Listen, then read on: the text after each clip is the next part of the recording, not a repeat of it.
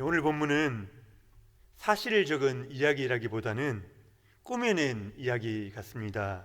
이방 노예가 바로의 꿈을 해석함으로써 곧 바로 총리의 자리에 오르게 되는 거지요. 그것도 세계 최강대국 이집트의 총리인 것입니다. 오늘날로 비교해 보자면 미국 같은 최강대국의 총리가 되는 거죠. 성추행범으로 몰렸던 한 노예가 꿈을 해석함으로써 단번에 총리의 자리에 오른 것입니다. 너무 드라마틱한 이야기입니다. 과연 이런 일이 실제로 일어날 수 있을까? 그런 생각이 듭니다. 오늘 말씀을 보면서 우리가 요셉처럼 되기 위해서 어떻게 해야 한다, 그런 메시지를 찾기는 쉽지 않을 것 같아요. 요셉에게 일어났던 이 사건을 우리가 똑같이 재현하겠다, 그렇게 할 필요는 없는 것 같습니다. 오늘 이야기에서 인간의 행동에 집중하기보다는 하나님의 관점으로 오늘 이야기를 볼 필요가 있습니다. 왜 하나님께서 이런 기적 같은 일을 행하고 계시는가? 이 사건을 통해서 오늘 우리에게 말씀하시는 것은 무엇인가? 그것을 살펴보는 것입니다. 등장인물의 입장에서 보다는 이러한 한편의 연극을 감독하시는 하나님의 그 관점으로 우리가 살펴보면 좋을 것 같습니다. 첫 번째로 살펴볼 것은 하나님만이 온 세상의 주권자가 되신다 하는 것입니다. 오늘 바로가 꿈을 꾸죠. 여기서 중요한 포인트 중 하나는 바로가 꿈을 꾸었지만 해석해 주는 자가 아무도 없다는 것입니다. 여기서 나오는 꿈은 그냥 아무 의미 없는 꿈이 아닙니다. 하나님께서 최고의 통치자에게 하나님의 뜻을 보이시는 하나의 계시인 것이죠. 예언인 것입니다. 그러기에 바로가 꿈을 꾸었다는 것은 여기서 엄청나게 중요한 사건이라는 것입니다. 꿈 내용은 이렇습니다. 바로가 나일 강가에 서 있는데 아름답고 살찐 암소 7마리가 이제 올라와서 갈대를 뜯어먹고 있습니다. 조금 있으니까 여위고 볼품없는 암소 7마리가 올라와서 이 살찐 암소들 곁으로 다가갑니다. 그러더니 여윈 암소들이 살찐 암소들을 잡아먹는 것입니다. 끔찍하지 않습니까? 이제 바로가 놀라서 잠이 깬 것이죠. 다시 누웠는데 또 다른 꿈을 연달아 꾸게 됩니다. 줄기가 보이는데요, 이 줄기 하나에서 7개의 이삭이 나와서 토실토실 여물어 가고 있습니다. 또 조금 있으니까 이 건조한 바람에 말라버린 여물지 못한 이삭 7개가 나타난 것입니다. 어떻게 됩니까? 말라버린 이삭 7개가 토실토실 잘 익어가고 있는 그 이삭을 삼켜버리는 것이죠. 이게 보통 꿈은 아닌데 도대체 무슨 꿈일까? 이 바로의 머리가 이 한밤중에 복잡해지기 시작하는 것입니다. 잠을 이리저리 뒤척이다가 이제 아침이 된 거죠. 8절 말씀 한번 같이 보겠습니다. 8절 말씀 시작. 아침에 그의 마음이 번민하여 사람을 보내어 애굽의 점술가와 현인들을 모두 불러 그들에게 그의 꿈을 말하였으나 그것을 바로에게 해석하는 자가 없었더라. 바로는 꿈을 해석하기 위해서 점술가들, 가장 지혜로운 자들을 다 불러 모은 것입니다. 하지만 꿈을 그 이야기를 들려주어도 아무도 해석해 주는 사람이 없습니다. 이집트가 당시 세계 최강대국 아닙니까? 최고의 문명을 자랑하던 곳입니다. 그들이 바로 피라미드를 짓고 이 거대한 왕국을 세우고 유지했던 사람들 아니겠습니까? 하지만 그들 중 누구도 이 꿈을 해석하지 못합니다. 인간이 머리를 굴려봐야 하나님의 뜻을 풀 수가 없는 거지요. 바로가 얼마나 답답하고 불안했겠습니까? 세계 최강대국, 최고 통수권자가 그 가진 힘이 얼마나 대단합니까? 태양신의 아들로 그 자신이 하나의 신이라 불리고 있거든요. 하지만 그는 절대자가 자기에게 주시는 그 계시를 알아들을 수가 없는 것입니다. 왕 중에 왕이라고 자처하지만 역사를 자기 뜻대로 만들어갈, 자기 뜻대로 역사를 개척해 나갈 힘이 없다는 거지요. 여기서 우리는 간단하지만 확실한 진리를 발견하게 됩니다. 하나님만이 온 세상의 주권자가 되신다 하는 것입니다. 세상 역사를 하나님께서 주관하십니다. 세상을 다스리시는 하나님이 꿈으로 그 미래를 보여주시기도 하고요, 그 역사를 이끌어 가시는 겁니다. 하지만 인간의 머리로는 그 주시는 계시를 해석할 수가 없는 거죠. 세계 최강대국 이집트의 풍요와 가난, 부흥과 쇠락을 하나님이 손에 쥐고 계시다 하는 것을 오늘 성경이 우리에게 보여주고 있는 겁니다. 세상 역사를 보면서 우리가 좌절할 때가 많이 있습니다.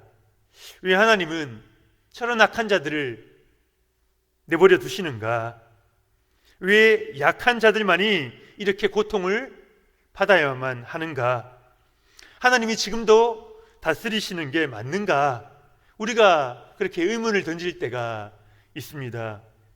그럼에도 불구하고 이 세상에 대한 하나님의 그 주권은 한치도 빼앗기지 않습니다. 한 번도 그 주도권을 놓치신 적이 없으시다 하는 것입니다. 그래서 우리는 세상이 어지러운 순간에도 좌절하지 않고 기도할 수 있는 것이죠. 우리의 자리에서 묵묵히 주어진 역할을 감당하며 하나님의 도우심을 구할 수 있는 것입니다. 앞으로 세상은 더욱 타락해 갈 거고요, 더욱 악해질 겁니다.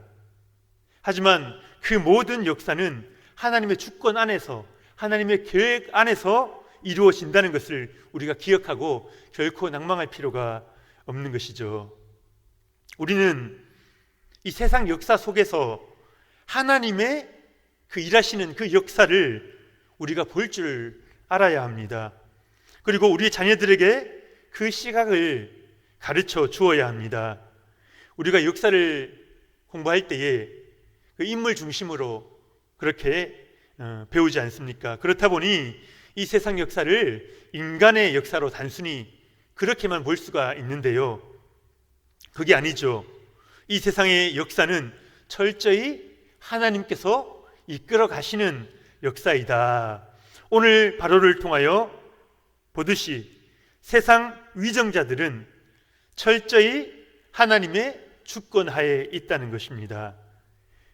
그들이 절대자인 하나님을 모를 수가 없는 거지요. 그들 위에 진짜 주권자가 내 위에 계시다는 것을 그들이 모를 리가 없습니다. 이후에 모세 때 그 바로는 10가지 재앙을 경험합니다. 장자 재앙이 일어날 때 자기 아들도 왕세자가 죽는 것을 경험하지 않습니까? 바벨론의 느부갓네살 왕은 어떻습니까? 당시 바벨론은 세계 최고의 또 나라였습니다. 그가 교만하여 하나님께서 직접 그를 징계하시는데요, 분별력을 잃고 들로 내쫓겨서 짐승처럼 살아가도록 그렇게 만드십니다. 페르시아의 고레스 왕 또한 하나님의 섭리를 직접 경험합니다. 유대인 귀환의 그 도구로 본인이 쓰임받지 않습니까?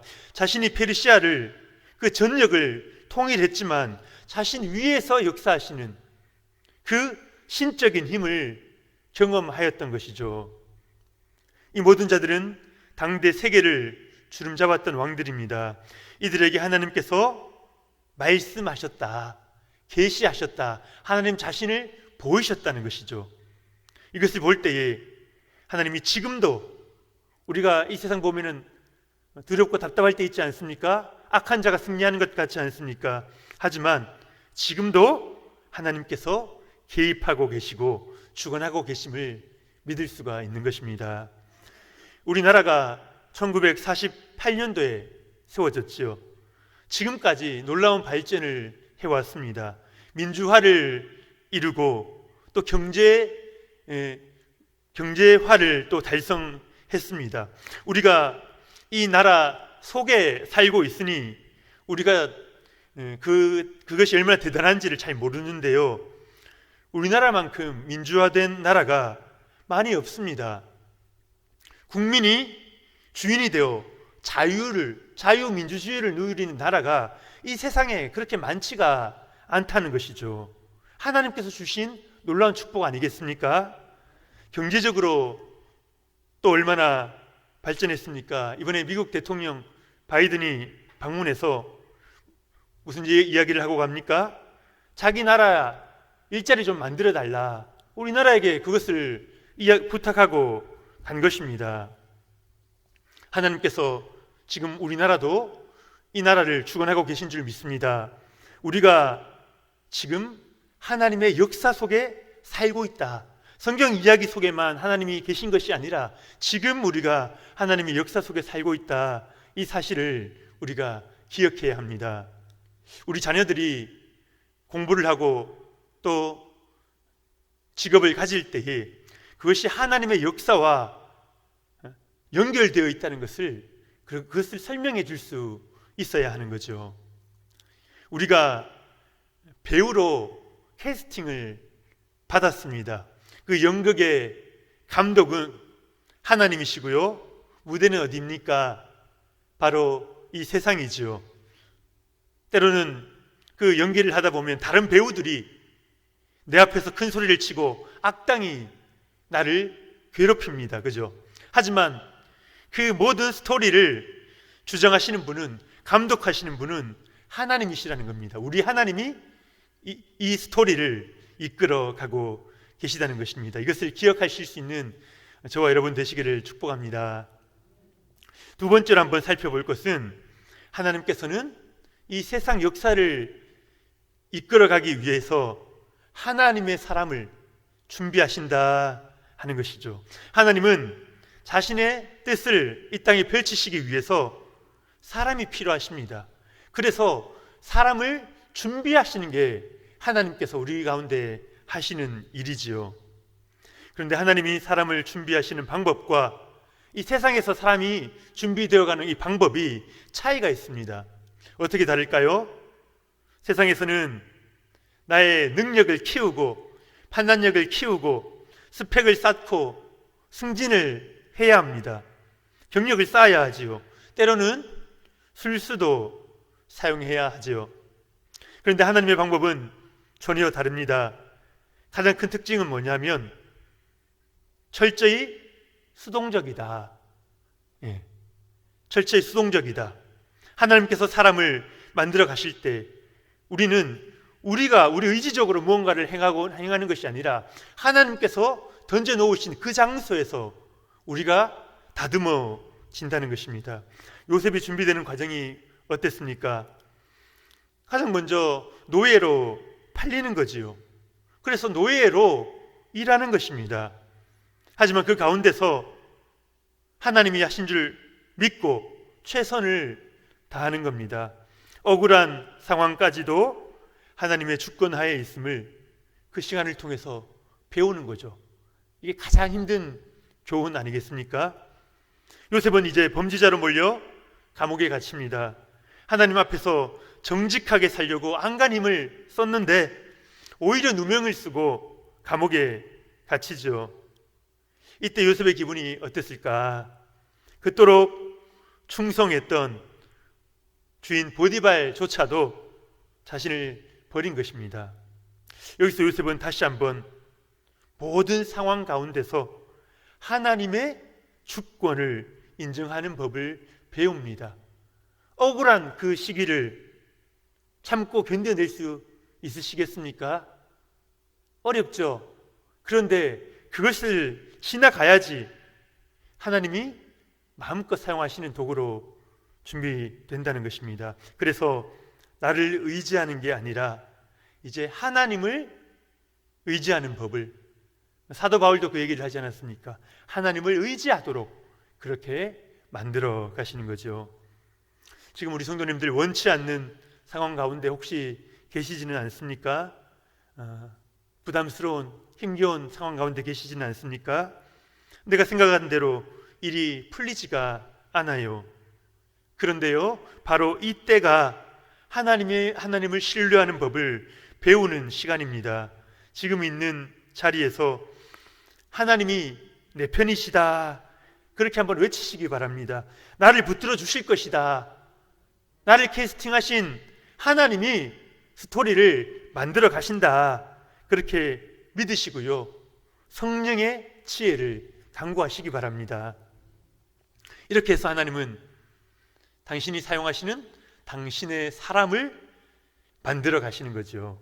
요셉이 결정적으로 바로 앞에 서게 된 계기가 나오는데요, 그것도 온전히 하나님께 달려 있습니다. 하나님의 방법은 간단해요. 때로는 잊게 하시고 때로는 기억나게 하시는 겁니다. 요셉은 술 맡은 관원장의 꿈을 해석해 주면서 간절하게 이야기를 했습니다. 복직되면 나를 꼭 기억해 달라. 나는 죄를 지은 사람이 아니다. 그렇게 간곡히 부탁하는 장면이 있습니다. 그런데 어떻게 됩니까?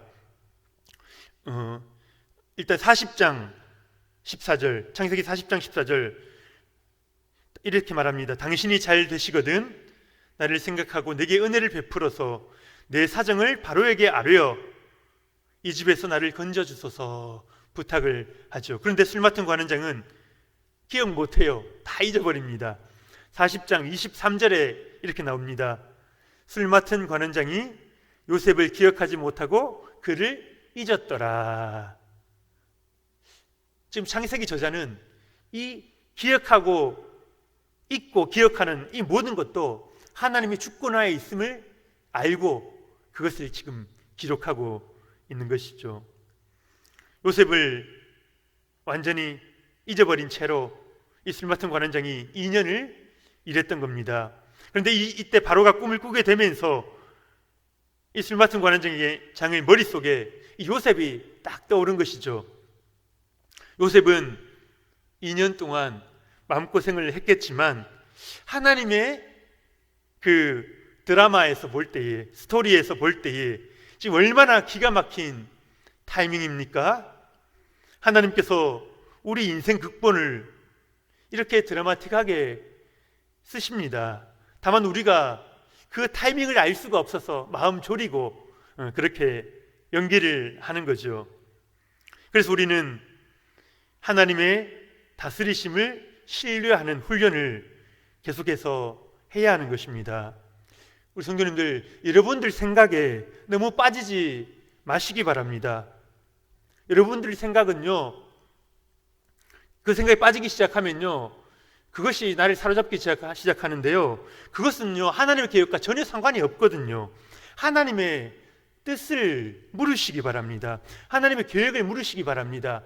하나님이 어떤 일을 행하고자 하시는지, 왜 이렇게 나에게 행하시는지 그것을 질문하는 거죠. 우리가 머리가 복잡해지잖아요. 그것은요 어린아이가 너무 많은 생각을 해서 그런 겁니다. 부모님께 물어보면 되잖아요. 도와달라고 하면 됩니다. 하나님 앞에 나와서 하나님의 도우심을 구하는 거죠. 이게 간단한 것 같긴 하지만 사실 가장 안 되는 것입니다. 그죠? 그래서 요셉이 그 훈련의 과정을 거쳐야 했고 우리가 오늘도 훈련을 받고 있는 것입니다. 마지막 세 번째로 요셉이 드디어 바로 앞에 섭니다. 오늘 이야기는 요셉 이야기의 클라이막스와 같은 부분인데요, 형들에게 의해 노예로 팔렸던 요셉이 지금 바로 앞에 서는 것입니다. 그런데요, 죄수로 서는 게 아니잖아요. 바로의 구원자로, 바로의 구원자로 지금 등장하고 있는 것입니다. 우리 오늘 본문 15절, 16절 말씀 우리 같이 한번 읽어보겠습니다. 15절, 16절 시작.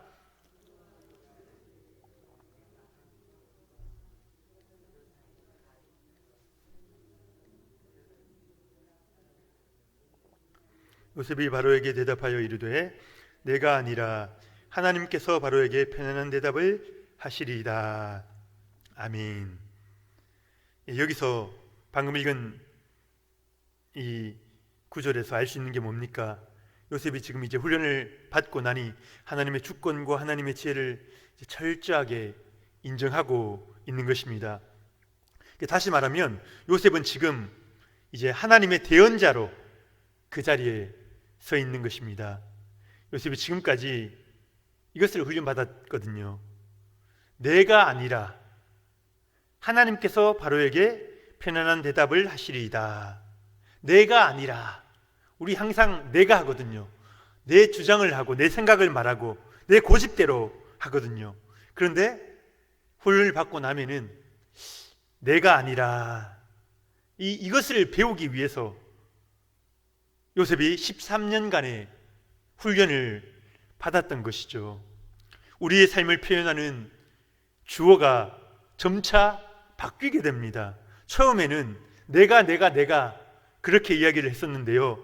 훈련을 받다 보면은 내가 아니라 하나님께서, 내가 아니라 하나님께서. 느부갓네살 왕의 꿈을 풀이했던 다니엘도 똑같거든요. 내가 아니라 나는 할 수 없습니다. 그러나 나와 함께 하시는 그 하나님께서는 그것을 하실 수 있습니다. 하나님의 대리자로 서게 되는 것입니다. 하나님께서 이렇게 행하셨다, 하나님이 하셨다, 그 고백을 우리가 할 수 있게 만드시는 거죠. 그럴 때 우리 인생은 이제 하나님의 도구로 쓰임받는 것입니다. 바꾸어 말하면 지금 최강대국의 왕 바로는 하나님 앞에 서 있는 것입니다. 겉으로 보면 요셉이라는 청년이 바로 앞에 서 있는데요, 영적인 관점에서 보면 바로가 하나님 앞에, 하나님의 대리자인 이 요셉 앞에 지금 서 있는 것입니다. 하나님은 이 요셉이라는 당신의 사람을 통해서, 당신이 훈련시키신 당신의 사람을 통해서 바로에게, 세상 최고 그 지도자에게 자신의 뜻을 계시해 주시는 것이요, 이것이 우리의 삶이 되어야 합니다. 우리가 무엇을 위해서 부름을 받았습니까? 우리가 만나는 사람들이 우리를 통해 하나님 앞에 서는 것입니다. 내 이웃이 내 앞에 서 있는데 그 사람이 내가 하나님 앞에 서 있는 것처럼 느끼고 경험하는 것이죠. 우리가 그들의 문제를 해결받는 것입니다. 내가 하는 것이 아니라 하나님께서 나를 통하여 그들에게 역사하시는 것입니다. 우리가 대통령 앞에 서지 못할 수 있어요. 하지만 나의 가족들 앞에서, 또 친구들 앞에서, 직장 동료들 앞에서 하나님을 드러내는 자로 설 수가 있는 것입니다. 요셉이 이 바로를 만나기 전에 이 감옥에서 두 관원장에게 그렇게 하지 않았습니까? 이것이 우리에게 맡겨주신 존귀한 사명이라는 거죠. 이 사명을 회복하시고 또 그것을 능히 감당하시는 저와 여러분 되시기를 축복합니다. 이제 바로의 꿈을 듣고 이제 요셉이 풀이를 하기 시작합니다. 토실토실한 암소 7은 뭡니까? 7회의 풍년입니다. 야윈 암소 7은 7회의 흉년이죠. 그렇다면 야윈소들이 토실토실한 암소들을 잡아먹는 것은 무슨 뜻입니까?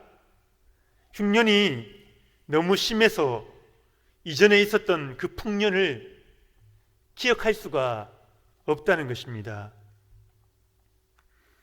이렇게 듣고 보면 해석하고 나면 너무나 간단한데요, 그죠? 우리도 할 수 있을 것 같지 않습니까? 간단한 내용입니다. 하나님의 영으로 해석을 해준 거죠.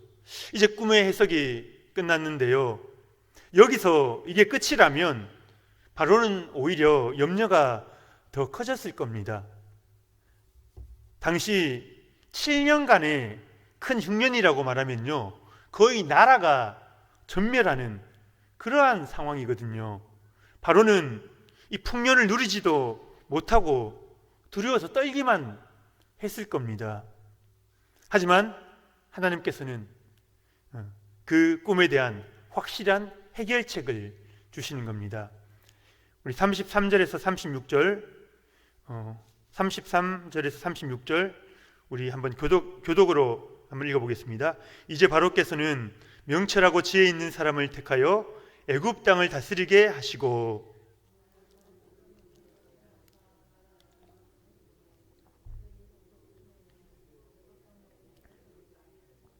그들로 장차 올 풍년의 모든 곡식을 거두고 그 곡물로 바로의 손에 돌려 양식을 위하여 각 성읍이 쌓아두게 하소서.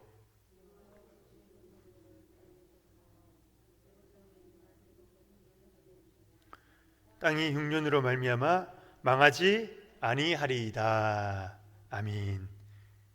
우리가 하나님을 나의 구원자 그렇게 고백할 수 있는 이유가 무엇입니까? 그분은 나의 문제를 해결할 능력이 있으시다 하는 것입니다. 우리가 이웃에게 예수를 증거할 수 있는 이유가 무엇입니까? 그분은 내 이웃의 문제를 해결할 수 있으시다는 거지요. 그 하나님을 우리가 경험해야 합니다. 하나님은 어쩌면요, 직접 그 이웃의 문제들을 해결하시지 않습니다. 하나님은요, 하나님의 사람을 통해서 일하시기 때문이죠. 예수 믿는 우리들, 성령에 감동된 우리들, 하나님의 영에 충만하여 하나님의 일하심을 믿고 의지하는 자들을 통해서 저 이웃들에게 구원의 능력을 보여주시는 것입니다. 우리가 그렇게 쓰임받아야 하는 것이죠. 말씀을 마무리합니다. 두 가지로 볼 텐데요. 첫 번째로 하나님께서 온 세상의 주권자가 되신다. 하나님 역사를 이루기 위해서 오늘 우리를 사용하길 원하십니다. 그렇기 때문에 있는 자리에서, 지금 있는 그 자리입니다. 아무리 고통스럽더라도 그 자리에서 훈련을 받으시고 이겨내시기를 바랍니다. 그리고 하나님이 부르실 때에, 바로왕이 호출할 그때에 그 앞에 당당히 서서 하나님의 대언자로 쓰임받으시기를 축복합니다. 두 번째로 하나님의 별명은요, 웨이메이커, 광야의 길을 내시는 분, 우리의 문제를 해결하시는 분이십니다. 요셉의 꿈 해석이 바로의 기쁨이 되었던 이유가 뭡니까? 흉년의 문제를 해결할 구체적인 방법을, 확실한 방법을 말해 주었기 때문이죠. 오늘 우리의 문제를 가지고, 고민을 가지고 주님 앞으로 나아가시길 바랍니다. 하나님께 나아가는 자는 반드시 그가 계신 것과 그가 자기를 찾는 자들에게 상 주시는 이심을 믿어야 할지니라.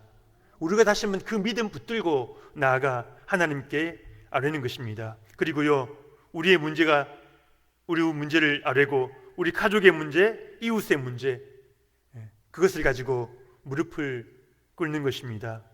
그래 그들 가운데 하나님의 능력을 드러내시는 성도님들 다 되시기를 예수님의 이름으로 축복합니다.